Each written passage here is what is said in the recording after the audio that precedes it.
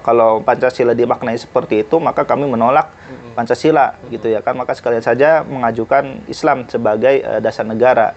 Dan itu diajukan bukan hanya oleh yang Masyumi, bahkan oleh yang Nahdlatul Ulama.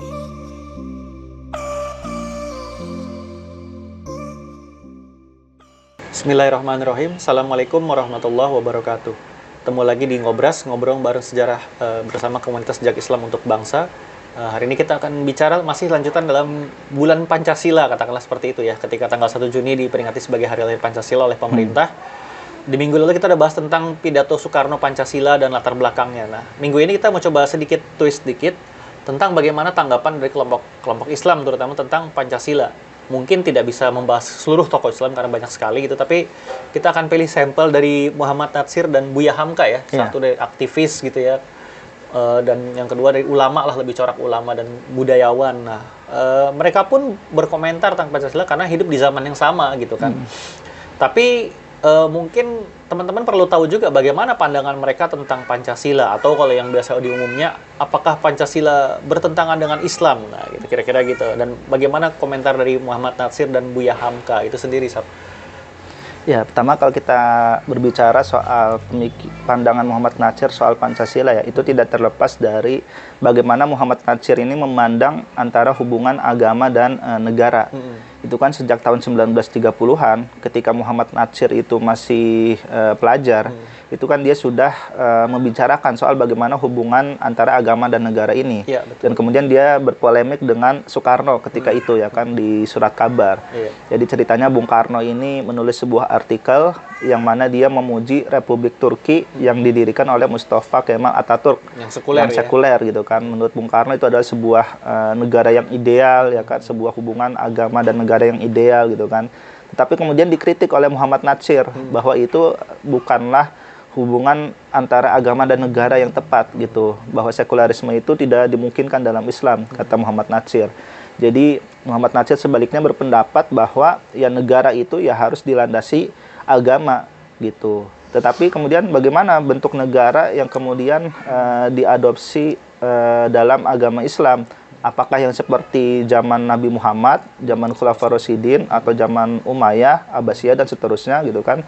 Kalau kata Muhammad Natsir, ya kalau bentuk dan nama negara itu ya bisa fleksibel menyesuaikan zaman, kata dia. Tetapi yang penting itu adalah bagaimana nilai dan aturan yang berlaku di dalam negara itu harus sesuai dengan ajaran Islam gitu. Termasuk misalkan Muhammad Natsir mendukung sistem republik dan demokrasi gitu. Tetapi bukan berarti itu kemudian hanya membebek dan membeo kepada demokrasi ala barat gitu. Misalnya bagaimana demokrasi Islam harus dijalankan? Contohnya kata Muhammad Natsir, kalau dalam sistem parlemen Islam yang demokrasi, itu hal-hal yang sudah pasti haram atau bertentangan dengan Islam, itu tidak perlu lagi dimusyawarahkan atau di-voting. Jadi misalnya minuman keras tuh nggak usah ditanya lagi, boleh apa enggak gitu ya? Iya, betul. Atau misalkan apakah negara itu harus membuka industri perjudian?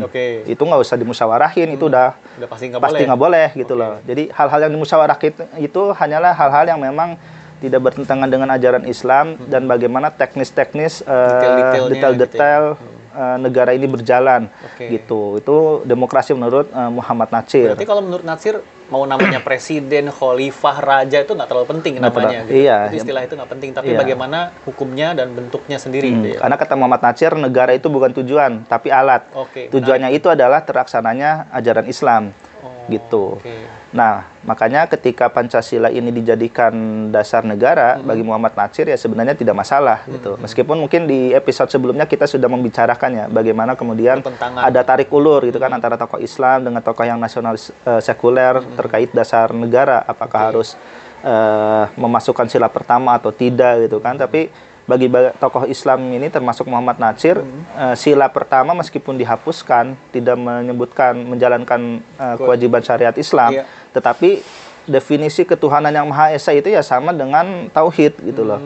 Maka ketika tauhid itu artinya ya itu menjadi dasar bagaimana ajaran Islam ini harus berlaku. Gitu.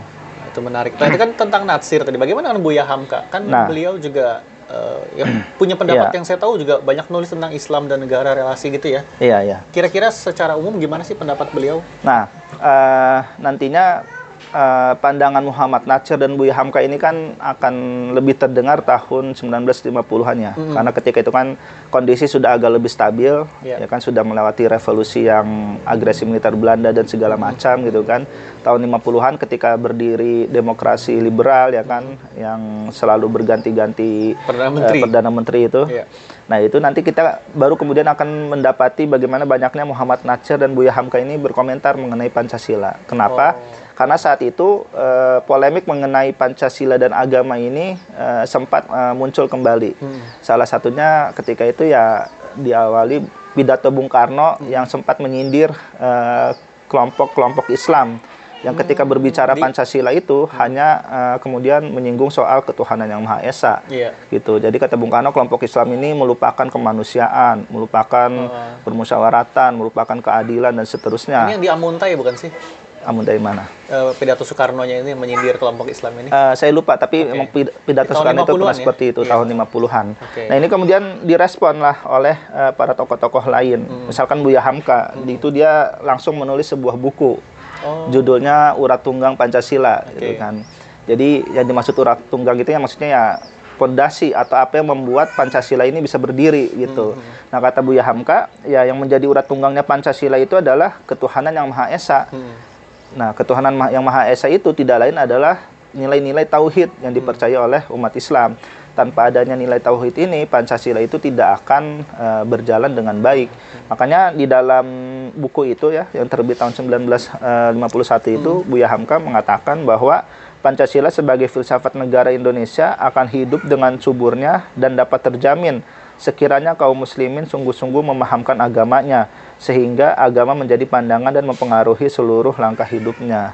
Gitu. Jadi kata Buya Hamka justru ya kalau umat Islam menjalankan agamanya yang dilandasi tauhid ini, justru Pancasila itulah yang akan subur terlaksana gitu loh. Gitu ya. Jadi bagaimana kemanusiaan yang adil dan beradab itu ya tetap dalam nilai-nilai tauhid, nilai-nilai keislaman, termasuk persatuan, termasuk permusyawaratan dan keadilan itu dilandasi oleh nilai-nilai keislaman. Artinya yang menjadi pokok atau hal-hal yang mendasarinya itu adalah ketuhanan yang Maha Esa gitu. Jadi cara membacanya itu seperti itu. Yang berurutan ya, pertama dan paling utama berarti. Iya, dan gitu paling utama. Jadi yang sila pertama itu melandasi dan mempengaruhi sila-sila setelahnya gitu. Jadi bukan sebuah sila-sila yang nilai-nilainya terpisah. Iya, terpisah dan gitu. Berdiri masing-masing berdiri sendiri, nggak seperti itu ya. Iya. Tapi kan itu tahun 50-an, 51. Tapi kan kita tahu ya di tahun 57 tokoh-tokoh Islam juga melancarkan semacam kritik terhadap Pancasila di sidang konstituante. Nah, mungkin bisa dijelaskan nggak kenapa hal itu terjadi dan apalah latar sikat ya konstituante itu apa sih gitu? Nah, sebenarnya perlu dijelaskan dulu ya. Tadi bagaimana tulisan Buya Hamka gitu kan. Tapi kemudian Muhammad Natsir sebenarnya juga berpendapat hal yang serupa. Dia sebenarnya tahun 50-an itu juga sangat mendukung Pancasila. Misalkan dalam pidato Muhammad Natsir di Pakistan itu tahun 52, Muhammad Natsir mengatakan bahwa Pakistan itu adalah negara Islam. Gitu. Karena memang penduduknya dan secara resmi Pakistan itu menjadikan Islam sebagai negara. Tetapi kata Muhammad Natsir, Indonesia itu juga sebuah negara Islam. Pertama karena Islam itu diakui sebagai agama rakyat Indonesia, dan juga yang kedua adalah karena telah menaruhkan kepercayaan tauhid kepada Tuhan pada tempat teratas dari Pancasila. Sila pertama ini. Sila yang pertama. Gitu. Lalu kemudian dalam majalah Abadi ya, tahun 54, Muhammad Natsir juga mengatakan sepanjang Pancasila mengandung tujuan-tujuan agama Islam, kita kaum muslim dengan ikhlas dan tidak mau ketinggalan untuk menciptakan kebajikan itu di atas tanah dan dalam iklim Islam, Pancasila akan hidup subur. Gitu. Jadi kurang lebih memiliki pandangan yang sama dengan Buya Hamka gitu, Muhammad Natsir. Selama sila pertama dimaknai tauhid, umat Islam menjalankan agamanya, berarti ya seharusnya tidak ada masalah gitu. Iya, ya, tapi seperti yang ditanyakan tadi, kemudian tahun 57 mulai terjadi pertentangan atau perbedaan pendapat ketika Pancasila dikritik oleh para tokoh Islam. Nah, ini seperti apa nih? Nah, penafsiran terhadap Pancasila itu memang memiliki perbedaan antara berbagai golongan. Tadi kan kalau kelompok Islam memaknainya seperti itu. Nah, tapi nanti kelompok nasionalis yang sekuler atau bahkan kelompok komunis memaknainya dengan cara yang berbeda. Dan itulah yang terjadi di Majelis Konstituante. orang-orang komunis itu mengartikan sila pertama itu ya sebagai sila yang hanya menghormati perbedaan agama, termasuk untuk tidak beragama. Gitu. Perbedaan agama, tapi juga termasuk yang tidak beragama. Iya, gitu betul. Itu yang diinginkan oleh orang-orang komunis ketika itu. Tapi sebentar, sebelum teman-teman bingung, Konstituante itu adalah lembaga resmi nih ceritanya, yang bertugas untuk membentuk undang-undang lagi ya. Undang-undang dasar yang baru. Gitu. Termasuk dasar negara. Setelah kemudian terjadi pertentangan, ada kelompok yang dari faksi partai-partai Islam mengajukan Islam sebagai dasar negara. Dari kelompok lain, terutama kelompok sekuler, partai-partainya mengajukan Pancasila sebagai dasar negara. Nah, di sini terjadi pertentangan gitu. Lanjut, gimana tadi? Nah, makanya kenapa orang-orang Islam ketika itu di Konstituante menolak Pancasila, karena kalau menurut Deliar Nur ya, itu ada beberapa alasan. Yang pertama ya karena memang dari masing-masing golongan itu mengajukan ideologi masing-masing sebagai dasar negara. Yang komunis yang mengajukan komunis, yang nasionalis sekuler juga mengajukan pandangan ideologi yang sekuler. Sedikit ingetin, komunis mengajukan juga Pancasila. Iya, mengajukan juga Pancasila tapi dengan cara pandang yang agak komunis mereka. Itu, gitu. Makanya ketika melihat hal itu ya tokoh Islam kemudian menjadi reaktif gitu loh. Bahwa kalau Pancasila dimaknai seperti itu, maka kami menolak Pancasila gitu ya kan, maka sekalian saja mengajukan Islam sebagai dasar negara, dan itu diajukan bukan hanya oleh yang Masyumi, bahkan oleh yang Nahdlatul Ulama, Partai NU ya, Partai NU gitu. Dan ya itulah terjadi perdebatan mengenai dasar negara antara apakah harus Islam ataukah Pancasila yang memang ditafsirkan secara sekuler dan komunis itu tadi. Salah satu kritiknya berarti hanya terkait dengan reaksi terhadap komunis, atau memang mereka menganggap Pancasila tidak sesempurna Islam misalnya, atau gimana? Ya, mereka memandang ya Pancasila tidak sesempurna Islam gitu. Karena itu tadi ya, Pancasila pertama bisa dimultitafsirkan dengan berbagai macam hal gitu. Ya selain itu ya itu tadi kritik-kritik mereka, mengkritik bagaimana orang-orang yang dari PNI menafsirkan Pancasila secara sekuler, termasuk yang komunis gitu. Oke, menarik. Jadi ketika ada wadah yang memang diresmikan oleh negara sebagai ajang untuk berdialektika, mengadu argumen tentang dasar negara, maka para tokoh Islam memanfaatkan itu. Tapi ketika sebelum Konstituante, mereka yang menahan diri dan menerima saja Pancasila secara ikhlas tadi kata Muhammad Nartep. Ketika ajang itu dibuka kembali, maka tokoh Islam mengadu gagasannya gitu. Tapi kan kita tahu akhirnya Konstituante ini deadlock ya, tidak ketemu antara suaranya, tidak mencapai inilah ya, imbang-imbangan antara menolak dan melanjutkan Pancasila atau gimana. Nah tapi gimana hasil kesimpulan dari para tokoh Islam di Konstituante itu sendiri? Gitu? Ini mungkin juga sudah disinggung di episode sebelumnya ya soal dekret presiden itu. Pada akhirnya Konstituante itu kan memang tidak berjalan dengan baik gitu. Bung Karno itu kemudian tidak sabaran dan menganggap Konstituante ini sudah gagal, hingga akhirnya dia membubarkan Konstituante. Meskipun kalau di bukunya Ahmad Syafi'i Ma'arif ya, dia mengatakan bahwa ya sebenarnya di situ ya sudah ada kesepakatan untuk ya tetap mempertahankan Pancasila sebagaimana semula gitu loh. Jadi tidak ada yang diubah ya kan, sebagaimana misalkan keinginan dari orang-orang Partai Komunis bahwa ketuhanan yang Maha Esa itu harus diartikan kebebasan beragama gitu lah. Artinya sudah ada kesepakatan di situ gitu kan, tetapi kemudian keburu dibubarkan dengan dekret presiden 5 Juli 1959 ya. Iya, tetapi kan kita ingat juga di dekret presiden itu kan salah satunya berbunyi bahwa kembali kepada UUD 1945 yang dijiwai oleh Piagam Jakarta. Jadi Piagam Jakarta itu disebutkan kembali ya. Dan itu berimplikasi bukan saja sebagai dokumen historis tapi juga sebagai landasan untuk Pancasila UUD 45 gitu. Iya, betul. Nah, ini menarik. Jadi teman-teman, proses perjalanan dasar negara itu panjang banget ya. Nggak dimulai dan berakhir di pidato 1 Juni gitu kan, seperti kita bahas. Tapi juga ada perdebatan, dan perdebatan mengenai dasar negara, ideologi itu biasa aja pada masa lalu ya. Nggak perlu ditafsirkan sebagai Anda intoleran atau Anda pemberontak atau apapun lah itu ya.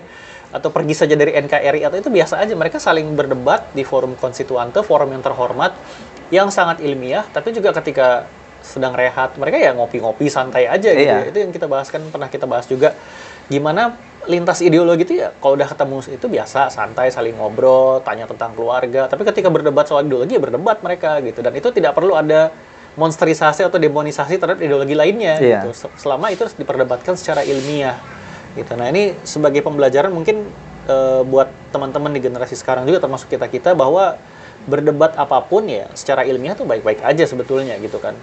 Gitu. Mungkin ada tambahan lagi Sob sebelum kita tutup? Cukup itu aja. Cukup itu aja ya. Jadi rekomendasi mungkin teman-teman bisa baca buku tentang tadi Ahmad Syafi'i Ma'arif judulnya. Ahmad Syafi'i Ma'arif itu juga Islam dan Pancasila sebagai dasar negara. Oke. Mungkin juga buku-buku lain misalkan seperti Piagam Jakarta karya siapa? Endang Saifuddin Ansari juga bagus. Terus ada juga sebenarnya risalah atau kumpulan pidato-pidato di konstituante. Itu perdebatan tentang dasar negara itu yang menerbitkan pemerintah. Saya buku susah banget dicari, tapi betul. Mungkin ada di perpustakaan nasional ya. Oke, itu aja teman-teman. Semoga bermanfaat. Kita sudahi dulu. Sampai jumpa di episode berikutnya. Assalamualaikum warahmatullahi wabarakatuh.